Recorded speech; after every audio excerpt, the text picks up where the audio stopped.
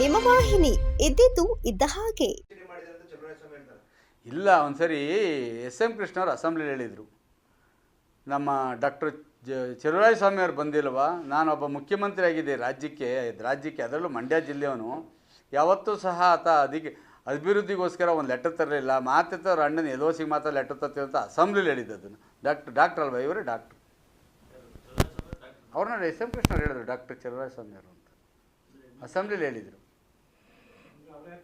ಚರ್ಚೆನಲ್ಲಿ doctor Chaluvarayaswamy ಅವರು ಇಲ್ವಾಪ ಮಹಾ ಬುದ್ಧಿವಂತ, ನಾನೊಬ್ಬ ಜಿಲ್ಲಾ ರೆಪ್ರೆಸೆಂಟ್ ಮಾಡ್ತಕ್ಕಂಥ ಒಬ್ಬ ಮುಖ್ಯಮಂತ್ರಿ ಆಗಿದ್ದೀನಿ, ಯಾವತ್ತೂ ನಾಗಮಂಗಲದ ಅಭಿವೃದ್ಧಿಗೆ ಯಾವುದೋ ಒಂದು ಲೆಟರ್ ಇಟ್ಕೊಂಬರಲಿಲ್ಲ, ಅವ್ರ ಅಣ್ಣನ ಎಲ್ಒಸಿಗೋಸ್ಕರ ಮಾತ್ರ ಬರ್ತಿದ್ದ ಅಂತಕ್ಕಂಥದ್ದು ನಾನು ಹೇಳಿಲ್ಲ, ಎಸ್.ಎಂ. ಕೃಷ್ಣವ್ರ ಅಸೆಂಬ್ಲಿಲಿ ಹೇಳಿದ್ದಾರೆ. ಯಾರು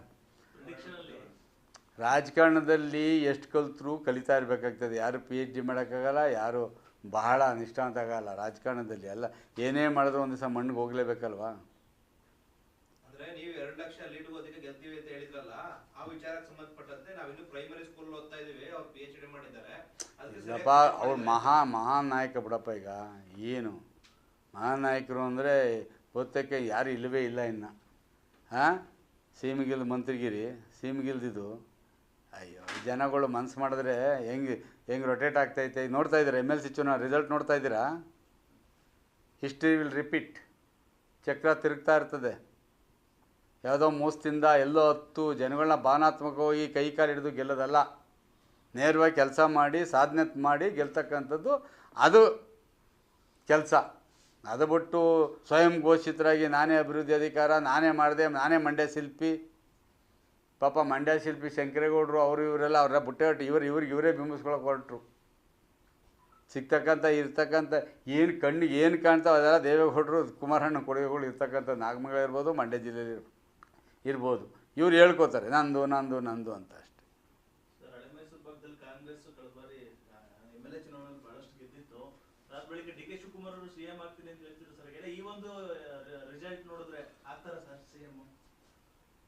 ಅವರವರ ಮಾಡಿದ ಕರ್ಮ ಅವ್ರವ್ರ ಪಾಲಿಗೆ ಬರ್ತದೆ. ಯಾರ್ಯಾರು ಏನೇನು ಕರ್ಮ ಮಾಡಿದ್ರು ಈ ಚುನಾವಣೆಯಲ್ಲಿ ಅವ್ರವ್ರಿಗೆ ಬರ್ತದೆ. ಏನೇನು ಕರ್ಮ ಮಾಡಿದ್ದಾರೆ, ಎಷ್ಟು ಹೆಣ್ಮಕ್ಳ ಮಾನ ಹರಾಜು ಹಾಕೋದು ಬೀದಿನಲ್ಲಿ, ಆ ಕರ್ಮವನ್ನು ಈ ಪುಣ್ಯಾತ್ಮಗಳು ಅನುಭವಿಸ್ತಾರೆ. ಸ್ವಲ್ಪ ದೇವರಾಜೇಗೌಡ ಆಚೆ ಬರಬೇಕಷ್ಟೆ. ಇನ್ನೂ ಮುಂದೆ ತಟ್ಟದಿದೆ, ಭಾಳ ತಟ್ಟದಿದೆ ಅವ್ರಿಗೆ. ಇರೋ ವಿಷಯ ಎಲ್ಲ ಹೇಳ್ತಾನಲ್ಲ, ಯಾರ್ಯಾರು ಬಂದಿದ್ರು, ಯಾರ್ಯಾರು ಮಾತಾಡಿದ್ರು, ಯಾರ್ಯಾರು ಕಾನ್ಸ್ಪಿರಸಿ ಮಾಡಿದ್ರು, ಹೇಗೆ ಮಾಡಿದ್ರು ಅಂತಕ್ಕಂಥ ಆತನು ಹೇಳ್ತಾನೆ. ಒಂದು ಗಂಟೆ ಕುಕೃತ್ಯ ಮಾಡಿದವನು ಒಬ್ಬ ವ್ಯಕ್ತಿ ಆದರೆ, ಹೆಣ್ಮಕ್ಳ ಮಾನ ಹರಾಜು ಮಾಡೋಕ್ಕೆ ಕೃತ್ಯ ಮಾಡಿದವರು ಅದಕ್ಕೇನು ದೊಡ್ಡ ಅಪರಾಧಿಗಳು. ಆಗಲೇ ಒಂದು 4-5 ಜನ ಬಯಲು ಮಾಡಿಬಿಟ್ಟು ಹೋಗಿದ್ದಾನೆ, ಇನ್ನು ಎಷ್ಟು ಬಂದು ಮಾಡ್ತಂತ.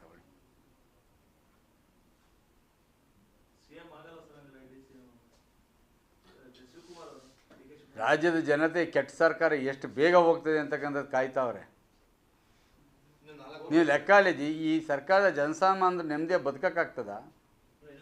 ಲಿವಿಂಗ್ ಕಾಸ್ಟ್ ಎಷ್ಟಾಗಿದೆ ಗೊತ್ತಾ? ಎಲ್ಲಿಗೆ ಹೋಗಿ ತೊಗೊಂಡೋಗ್ಬಿಡ್ತಾರೆ. ಸಾಲ ಎಷ್ಟು ಮಾಡ್ತಾ ಇದ್ದಾರೆ ಇವ್ರು ಗೊತ್ತಾ? ಇವತ್ತು ಎಷ್ಟಿದೆ ಸಾಲ, ಎಷ್ಟು ಮಾಡಿದ್ದಾರೆ ಒಂದು ವರ್ಷಕ್ಕೆ ಇವರು? ಅವಧಿ ಮಾಡಬಾರ್ದು, ಕೆಟ್ಟ ಸರ್ಕಾರ ಹೋಗ್ಬೇಕು ಅಂತ ರಾಜ್ಯದ ಜನತೆ ಬಯಸ್ತಾ ಇರೋದು, ನಾವಲ್ಲ.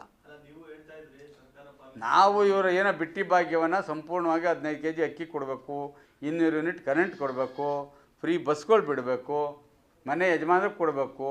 ಇವರು ಅಕ್ಕಿ ಕೊಡ್ತೀವಿ ಅಂತ ಹೇಳಿ BPL ಕಾರ್ಡನ್ನು ರದ್ದು ಮಾಡೋದು, ಇವೆಲ್ಲ ಮಾಡ್ಕೊಂಡು ಕೂತಿದ್ರೆ ಇದೆಲ್ಲ ನ್ಯಾಯ, ಸಾಮಾಜಿಕ ನ್ಯಾಯನ?